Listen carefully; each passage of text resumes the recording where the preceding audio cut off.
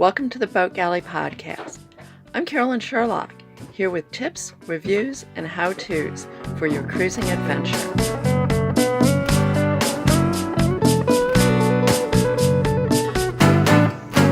Slow down, slow down. Last time, I talked about some considerations in buying galley equipment, and as I noted then, many of those same considerations apply equally to other boat gear. So let's continue the list of things to look at. The next issue is what something is made of, and that's actually related to a number of things I talked about last time. High quality, heavy stainless steel is always a favorite of mine. It's highly rust resistant and won't break unless you really abuse it. In pans, the heavier the stainless, the better. It's less likely to warp as it heats and cools, and it will also conduct heat more evenly. In case you missed it, let me repeat a bit about grades of stainless as they apply to galley and kitchen gear. In most boat stuff, you'll hear about 316 or 304 stainless. In kitchen gear, it's called 1810, 18.8, and 18.0, with 1810 being the best, 18.8 being acceptable, and 18.0 being likely to rust and pit. Soft, that is not brittle, plastic, is also a good choice for mixing bowls and serving dishes, although markings, such as those on measuring cups and spoons, can wear away quickly. Glass can break, and I generally avoid it on board since I'm always barefoot. If you do have glass aboard, it is hard to totally avoid it. Choose thicker pieces over thinner. The thicker pieces may cost more initially, but you'll have far less breakage. This is particularly important if you decide to use real glass drinkware, and especially for stemware. Delicate stems look beautiful, but have no place on a boat. Polycarbonate plastic, also called Lexan, is a popular alternative to glass. However, while it's quite shatter resistant, it scratches fairly easily.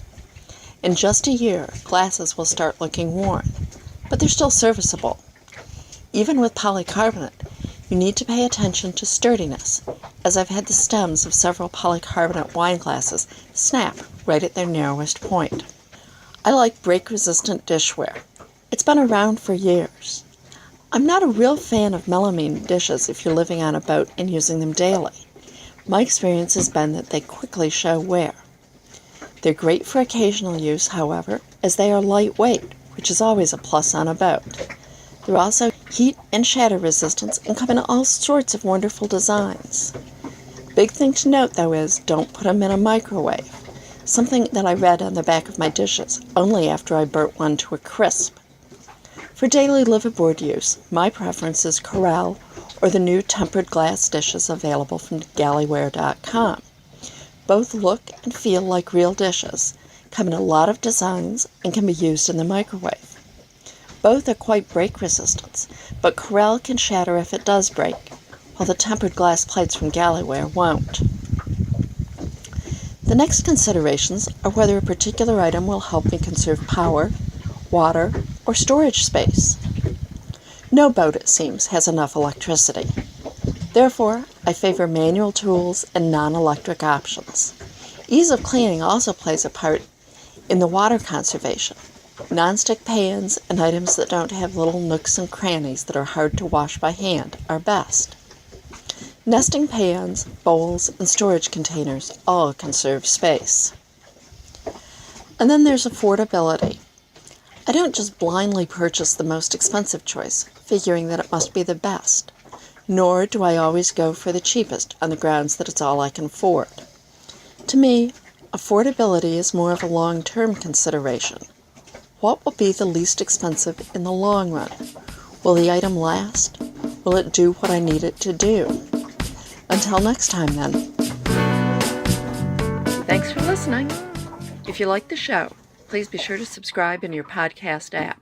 Just search for the Boat Galley Podcast. And reviews are always appreciated. Until next time, then.